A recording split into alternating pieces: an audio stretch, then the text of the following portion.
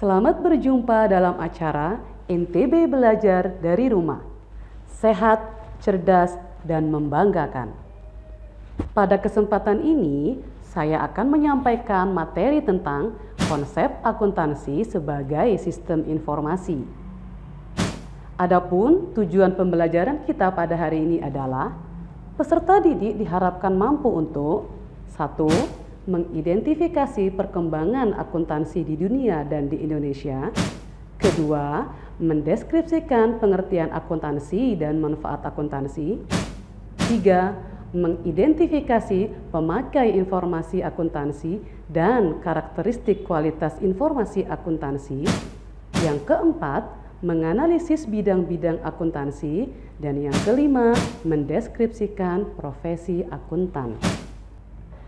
Perkembangan zaman membawa tuntutan bagi setiap ilmu pengetahuan untuk terus berkembang, termasuk pengetahuan dalam bidang akuntansi.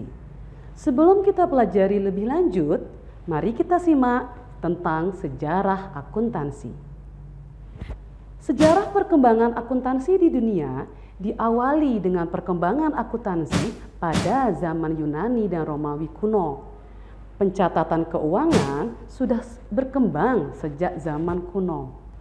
Pada awalnya, pencatatan dilakukan dengan cara yang sederhana, yaitu pada batu dan kulit kayu. Catatan tertua berasal dari Babilonia pada tahun 3600 sebelum Masehi. Pencatatan dilakukan belum secara sistematis dan sering tidak lengkap. Sejarah perkembangan akuntansi berikutnya yaitu pada zaman pertengahan di Eropa. Bermula dari seorang tokoh yang bernama Luca Pacioli tahun 1494 menulis buku yang berjudul Summa di Arithmetica Geometrica Proportioni et Proportionalita, di mana dalam buku ini terdapat bab yang berjudul Tractatus de Computis et Scriptures yang menggambarkan pembukuan berpasangan. Awalnya Eropa menggunakan sistem kontinental atau tata buku. Revolusi industri mendorong pencatatan keuangan secara akurat sehingga sistem kontinental digantikan dengan sistem Anglo-Saxon. Anglo-Saxon diterapkan pelaku bisnis Amerika Serikat sehingga akuntansi makin berkembang di dunia. Berikutnya, sejarah perkembangan akuntansi di Indonesia. Pada masa kolonial Belanda, hasil tanam paksa dicatat dengan pembukuan kontinental. Sistem kontinental ditinggalkan dan beralih ke Anglo-Saxon. Kenapa demikian? Perubahan sistem akuntansi karena peran Bank Dunia saat menyalurkan pinjaman ke Indonesia, di mana laporan keuangan itu diminta menggunakan sistem Anglo-Saxon. Selain itu, pemerintah Indonesia mengirim putra-putri Indonesia ke luar negeri, terutama ke Amerika Serikat, untuk belajar akuntansi sehingga mereka belajar tentang sistem Anglo-Saxon. Ikatan Akuntan Indonesia atau disingkat IAI mulai dirintis sehingga akuntansi berkembang pesat, terutama sejak dikeluarkan Undang-Undang Penanaman Modal Asing tahun 1967 dan Undang-Undang Penanaman Modal Dalam Negeri tahun 1968. Ikatan Akuntan Indonesia menerapkan Standar Akuntansi Keuangan atau SAK. Setelah kita mempelajari tentang sejarah akuntansi, sekarang kalian tahu tidak pengertian akuntansi? Ya, akuntansi adalah proses mengidentifikasi, mengukur, mencatat, dan melaporkan informasi keuangan secara jelas yang dinyatakan dalam satuan mata uang. Dari pengertian di atas, tentu akuntansi memiliki manfaat yang sangat penting. Apa saja sih manfaat akuntansi itu? Manfaat umum akuntansi yang pertama, memperoleh informasi yang akurat sehingga pemakai laporan keuangan dapat mengambil keputusan dengan tepat. Yang kedua, sebagai alat pertanggungjawaban manajemen kepada pemilik perusahaan. Adapun manfaat khusus akuntansi, pertama, memberikan informasi keuangan yang dapat dipercaya. Kedua, memperoleh laba. Ketiga, informasi mengenai kebijakan yang digunakan perusahaan. Dan yang keempat, aktivitas pembiayaan dan investasi. Laporan keuangan disusun untuk berbagai pihak yang berkepentingan. Siapa saja pihak yang berkepentingan itu? Pemakai sistem informasi akuntansi terbagi menjadi dua, pihak internal atau pemakai internal, yaitu pihak yang merencanakan, mengorganisasi, mengarahkan, dan mengendalikan perencanaan organisasi. Contohnya di sini, manajer pemasaran, kepala bagian produksi, dan direktur keuangan. Adapun yang tergolong dalam pihak eksternal atau pemakai eksternal, yaitu pihak yang tidak terlibat langsung dalam pengelolaan suatu perusahaan. Meskipun tidak terlibat secara langsung, pihak eksternal memiliki kepentingan terhadap informasi akuntansi. Siapa saja pihak eksternal itu?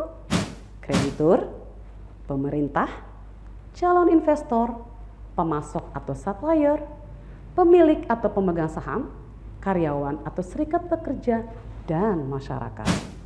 Kemudian, bagaimanakah karakteristik informasi akuntansi yang berkualitas? Laporan keuangan harus disajikan berdasarkan sifat-sifat laporan keuangan agar dapat diterima pemakai informasi keuangan. Standar kualitas laporan keuangan harus memenuhi karakteristik berikut. Apa saja sih? Relevan, dapat dimengerti, tepat waktu, daya banding, daya uji, netral, materialitas, dan nilai prediksi. Pemakai informasi akuntansi membutuhkan informasi akuntansi yang berbeda sesuai dengan kepentingan mereka. Untuk melayani kebutuhan yang berbeda-beda tersebut, dibuatlah bidang-bidang khusus dalam akuntansi. Bidang-bidang akuntansi. Yang pertama, akuntansi keuangan atau financial accounting. Akuntansi ini berhubungan dengan proses pencatatan transaksi hingga penyajian laporan keuangan secara periodik.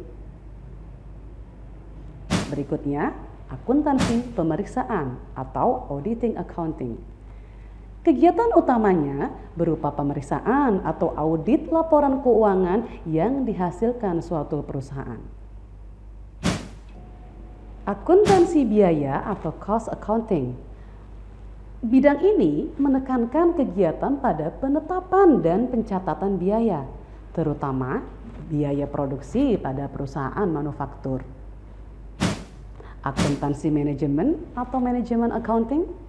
Bidang ini menyediakan data dan informasi bagi pengambilan keputusan oleh manajemen. Akuntansi anggaran atau budgeting accounting. Bidang ini mengkhususkan pembuatan rencana kerja perusahaan pada masa yang akan datang dengan menggunakan data aktual pada masa lampau. Akuntansi perpajakan atau tax accounting. Bidang ini memiliki fungsi utama mempersiapkan data tentang segala sesuatu terkait kewajiban dan hak perpajakan perusahaan. Akuntansi sektor publik atau public sector accounting. Bidang ini khusus mencatat dan melaporkan transaksi organisasi pemerintah dan organisasi non-profit lain. Dan yang terakhir, sistem akuntansi atau accounting system. Bidang ini berhubungan dengan penyusunan sistem akuntansi suatu perusahaan sehingga diperoleh informasi yang cepat dan akurat. Nah, salah satu manfaat belajar akuntansi yaitu tersedianya kesempatan berkarir yang luas. Karir atau profesi apa saja yang ditawarkan oleh akuntansi? Profesi akuntan. Yang pertama, akuntan internal, yaitu akuntan yang bekerja secara internal di dalam suatu perusahaan. Yang kedua, akuntan publik atau eksternal, di mana akuntan ini menawarkan jasa memeriksa dan menilai laporan keuangan suatu perusahaan. Yang ketiga, akuntan pendidik. Akuntan ini menyiapkan, membimbing, dan melatih peserta didik. Contohnya, guru seperti ibu dan dosen.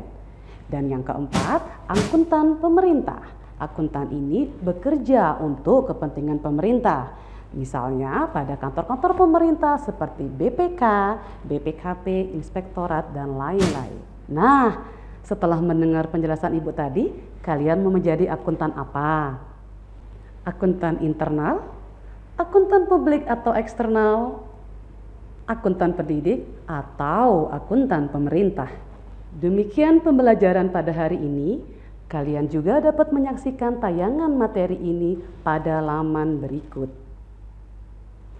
Semoga anak-anak selalu sehat dan selalu ingat untuk menerapkan protokol kesehatan seperti mencuci tangan dengan sabun, menggunakan masker, menjaga jarak, dan selalu berdoa. Sampai jumpa.